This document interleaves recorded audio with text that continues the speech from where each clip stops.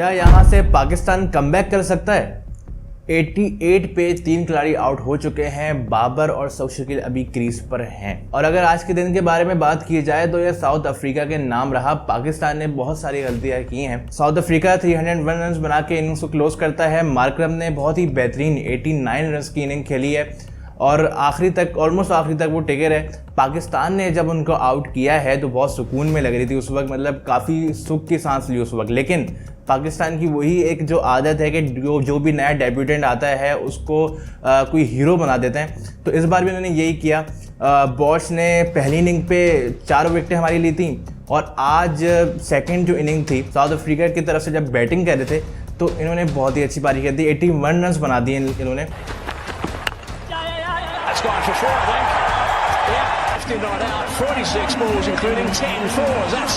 जिसकी वजह से पाकिस्तान को काफ़ी नुकसान भरना पड़ा।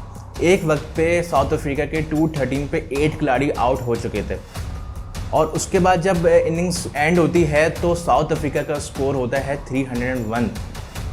मतलब इतनी बड़ी पार्टनरशिप आखिरी की 2 विकेट्स में बन गई जिसकी वजह से स्कोर यहाँ तक पहुँच गया। 301 रन कोई मामूली स्कोर नहीं है इस पिच पर। मतलब आखिरी 2 विकेट्स थी उनमें हमें 88 रन पड़ गए और ये लम्हा फिक्रिया है हमारी बॉलिंग लाइनअप के लिए। मतलब मोहम्मद अब्बास, नसीम शाह और खुर्रम शहजाद ज़्यादा कुछ नहीं कर पाए आज। इवन अगर हम इंडिविजुअली देखें तो मोहम्मद अब्बास ने भी 1 विकेट ले ली है, लेकिन वो ज़्यादातर उनकी इकनॉमी अगर आप देखें तो वो सही नहीं रहे आज के मैच में भी। बेशक वो काफ़ी अरसे के बाद कमबैक कर रहे हैं लेकिन जो उनका पेस आ रहा है वो एक्सेप्टेबल नहीं है। मतलब 119-120 के करीब उनका पेस आ रहा है और जिसकी वजह से पाकिस्तान को काफ़ी सफ़र करना पड़ा।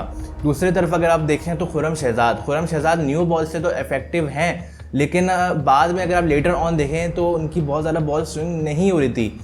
और उसके बाद नसीम शाह को अगर आप देखें तो नसीम शाह ने 3 विकेटें तो ज़रूर ली हैं, लेकिन नसीम शाह की अगर आप बॉलिंग को देखें तो वो अपनी जो आउट स्विंग है उसको काफ़ी ज़ाया करते हैं एक तरीके से। क्योंकि मीर हमज़ा और बाकी जो आपके बड़े बॉलर्स हैं फिलेंडर और रबाडा जैसे जिस लाइन और लेंथ पे बॉलिंग कराते हैं, इवन ऑस्ट्रेलिया के अगर आप हेजलवुड को ले लें तो जिस लाइन और लेंथ पे वो लोग बॉलिंग कराते हैं वो एक ऐसी लाइन और लेंथ होती है जिसपे आपका कॉर्ड बिहाइंड होने का जो खदशा होता है ना वो ज़्यादा हो जाता है।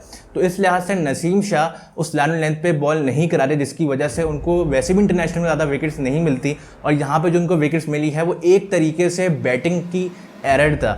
जो बैट्समैन ने खुद ही बैट को अपना हैंग कर दिया आगे की तरफ जिसकी वजह से वो कॉट बिहाइंड हो गए ज़्यादातर बैट्समैन। तो बात ये है कि जो पिच है ये बॉलिंग पिच है और यहाँ पे अगर हम किसी वजह से हारेंगे खुदा ना खास्ता तो यहाँ पे हम बॉलिंग की वजह से ही हारेंगे। क्योंकि यहाँ पे अगर पिच के हिसाब से जिस तरीके से साउथ अफ्रीका ने बॉलिंग कराई है, जिस तरीके से उनकी बाउंस हो रही है, जिस तरीके से उनकी स्विंग हो रही है बॉल,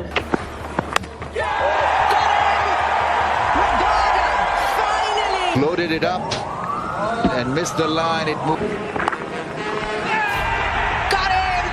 इससे ये बात आपको पता चलती है कि ये यहाँ पे बॉलिंग को काफ़ी यूटिलाइज़ किया जा सकता था, स्विंग को यूटिलाइज़ किया जा सकता था, बाउंस को यूटिलाइज़ किया जा सकता था, लेकिन जिस तरीके से हमारे बॉलर्स ने बॉलिंग कराई है वो समझ नहीं लग रही अभी।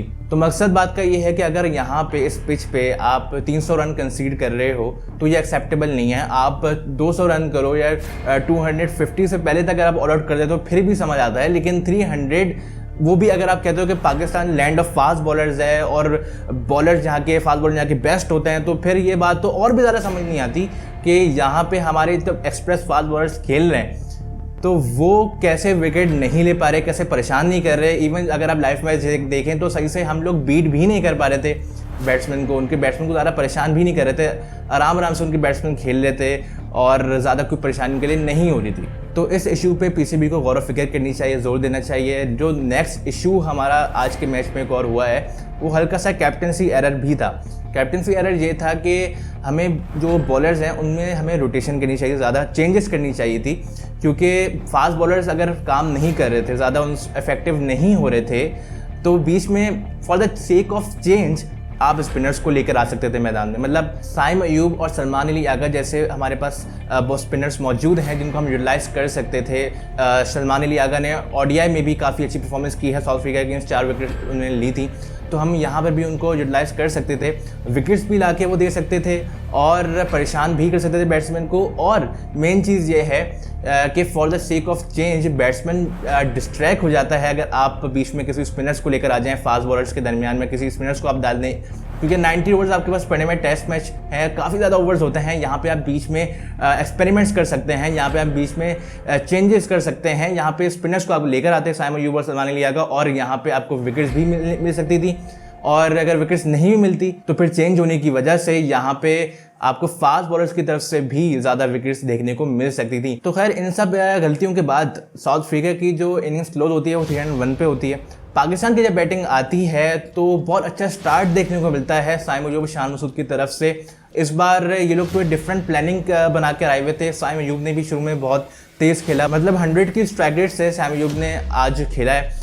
एंड में थोड़ा सा स्लो हो गए थे वो, तो साइम अयूब और शान मसूद ने मिलकर बॉल को पुराना कर ही दिया था। मतलब 10 ओवर शुरू के उन्होंने निकाल दिए थे, लेकिन हमने जो एक्सपेक्ट किया था, हमने एक्सपेक्ट किया था कि भाई थोड़ा सा और ज़्यादा खेलेंगे और लंबी पार्टनरशिप बनेगी, लेकिन आज लंबी पार्टनरशिप नहीं बन पाई और शुरू में ही वो पवेलियन लौट गए। मतलब साइम अयूब ने बनाया है 24 रन 36 बॉल्स पे, शान मसूद ने बनाया है 28 रन 47 बॉल्स पे। वैसे जल्दी आउट होने पे हम बहुत ज़्यादा क्रिटिसाइज इन दोनों को नहीं कर सकते, इस वजह से क्योंकि साउथ अफ्रीका में आपकी न्यू बॉल खेलना बहुत मुश्किल काम है। इवन जब आप सब कॉन्टिनेंट में खेलने के आदि हो, यहाँ पर जब आते हो तो यहाँ पे जो न्यू बॉल है ना वो काफ़ी परेशान करती है। और स्पेशली ये वाली पिच है सेंचुरियन की, और स्पेशली ये वाली पिच है वो काफ़ी ज़्यादा परेशान करी है बैट्समैन को इस दफ़ा। और रबाडा और मार्को जेनसन जैसे एक्सपीरियंस प्लेयर यहाँ पे खेल रहे हैं, यहाँ पे आपको ज़्यादा मार्जिन नहीं मिलता। अच्छा, इनके बाद बाबर आजम आते हैं। बाबर आजम अभी भी क्रीज पर मौजूद है, नॉट आउट, लेकिन कामरान गुलाम आउट हो गए थे जल्दी और उनके आउट पे काफ़ी क्रिटिसिज्म देखने को मिला पाकिस्तान फैंस की तरफ से, क्योंकि मार्को जेनसन उनको शॉर्ट बॉल कराते हैं और वो आउट हो जाते हैं, कैच आउट हो जाते हैं। और उस कैच आउट पे क्रिटिसिज्म देखने को मिला। वो क्रिटिसिज्म ये था कि काफ़ी लोग कहते हैं वो कैच आउट नहीं है, बॉल पहले टिप्पा खा गई थी और वो कैच आउट नहीं है। लेकिन अगर आपने लाइव मैच देखा हो तो कैमरा एंगल्स में डिफरेंट रिजल्ट आ रहा था। जो एक कैमरा एंगल था वो दिखा रहा था कि भाई उसका जो फिंगर है वो बॉल के नीचे आ चुकी थी फील्डर की, और एक कैमरा एंगल ये दिखा रहा था कि बॉल पहले ही बाउंस हो चुकी है। तो ये एक डाउट क्रिएट कर रहा था, और इस डाउट की वजह से हम कह सकते हैं कि बेनिफिट ऑफ डाउट मिलना चाहिए था बैट्समैन को। कामरान गुलाम थे बैट्समैन और उनको बेनिफिट ऑफ डाउट मिलना चाहिए था और उनको आउट नहीं देना चाहिए था उस बॉल पर। अभी फिलहाल सऊद शकील और बाबर आजम क्रीज पे खड़े हुए, रिजवान उसके बाद आएंगे। मेन चीज़ ये है कि जो 3 बैटर्स हैं, बाबर आजम, सऊद शकील और मोहम्मद रिजवान, ये हमारे लिए अभी की प्लेयर हैं, क्योंकि अगर इन 3 प्लेयर के तरफ से बड़ी पार्टनरशिप, बड़े रन्स आ जाते हैं तो फिर हम सर्वाइव कर सकते हैं, वरना देयर इज़ नो चांस। क्योंकि बाबर आजम, सऊद शकील दोनों हमारे पास एक टेक्निकल प्लेयर हैं पाकिस्तान टीम में, जो दोनों टेक्निकल प्लेयर्स हैं। फिर उसके बाद मोहम्मद रिजवान भी अच्छी पारी खेल लेते हैं, लेकिन मसला ये है कि उसके बाद हमारे पास ऑलराउंडर आ रहे हैं, सलमान अली यागा और आमिर जमाल। इन दोनों से हम ज़्यादा एक्सपेक्ट नहीं कर सकते, मतलब इनको हम कह सकते हैं 50-60 रन बना देंगे, इससे ज़्यादा तो कुछ नहीं कर सकते। हम अभी जो डिपेंड कर रहे हैं वो इन 3 प्लेयर्स पे ही कर रहे हैं। उम्मीद करते हैं कल अच्छी पार्टनरशिप देखने को मिले हमें पाकिस्तानी बैटर्स की तरफ से। इसी के साथ वीडियो को एंड करते हैं, मिलते हैं अगली वीडियो में। अपना बहुत ज़्यादा ख्याल रखेगा, अल्लाह हाफ़िज़।